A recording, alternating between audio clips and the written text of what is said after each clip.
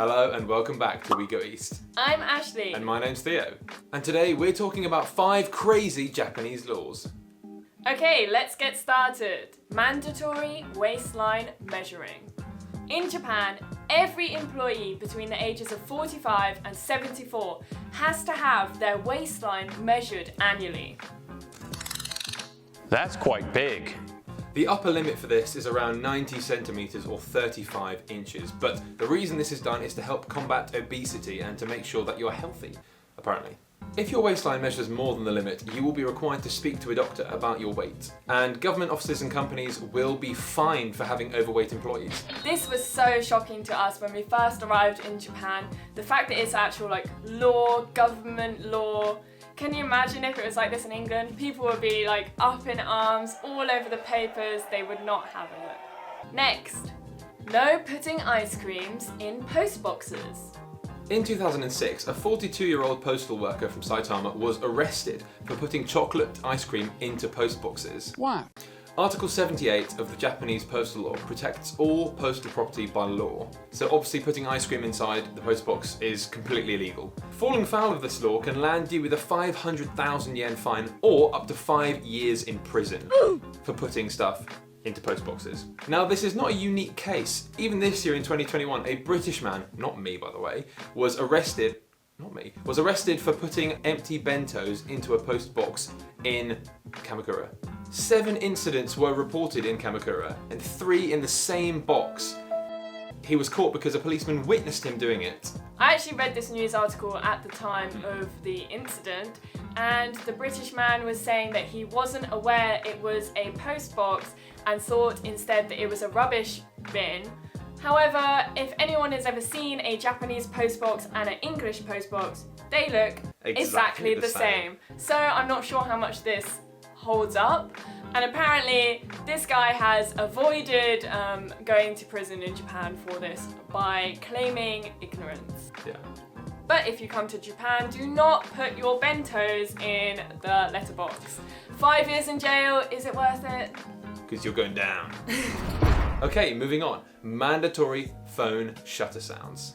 So, I recently purchased a new phone in Japan, and when I was researching what phone to buy, I came across this crazy law, which is that all phones in Japan by law have a mandatory shutter sound when they take a picture.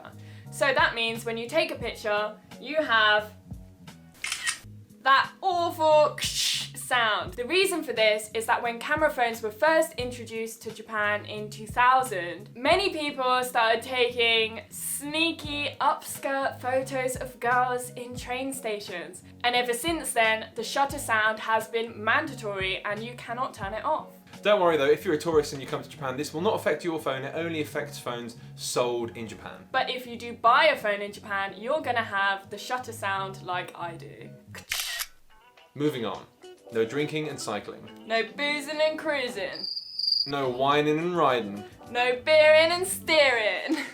In Japan, drinking and then cycling will land you in some serious trouble. Cycling while under the influence of any alcohol in Japan will land you up to 5 years in jail. Or a 1,000,000 yen fine. Or if you're a foreigner, you can be deported. This is really crazy to us coming from the UK because in the UK you're allowed to have 1 or 2 drinks and then drive, and this is the same with a bicycle. But here there's a 0 tolerance policy, so you need to be unbelievably careful. Just don't do it. Don't drink and drive. No drinks, nothing at all. And the punishments are the same as if you were driving a car, which is bonkers. 5 years in jail. For one beer, 1 Corona, 1 bike. 1 San Miguel. Don't waste your life. Don't waste your life. Okay, moving on to our last crazy law, the Fugu license. The Fugu, or pufferfish as it's more commonly known, is a delicacy in Japan. However, it can be deadly poisonous when prepared wrong. And as such, a license has been required to prepare fugu since 1958. Between 2006 and 2015, 10 people died from fugu poisoning prepared by an unlicensed chef. Wow. To obtain the fugu license, chefs must undertake a 2-year apprenticeship and then take the notorious test. This test includes preparing and eating the fugu fish. Small miscalculations result in instant failure and sometimes even death. There's actually no known antidote as of yet for fugu poisoning. And that's why the license is so important. Personally, I don't feel like this law is that crazy, seeing as it does save lives, and we actually tried some fugu last year and we're still standing today, so thank you to the Fugu committee for upholding those standards. Yes. Thank you very much, because I'd eat it again, it was delicious. You not so much. Bit chewy. Bit chewy, yeah. And that's all for today. Those are the crazy laws that we have found in Japan. Let us know in the comments which law you found most crazy. And as always, if you enjoyed the video, smash that like button and subscribe to stay up to date with our future videos. We post every Friday, so we'll see you then. Goodbye from us. Wait, can you do the fugu? I am a fish. Subscribe to We Go East for more fishy videos.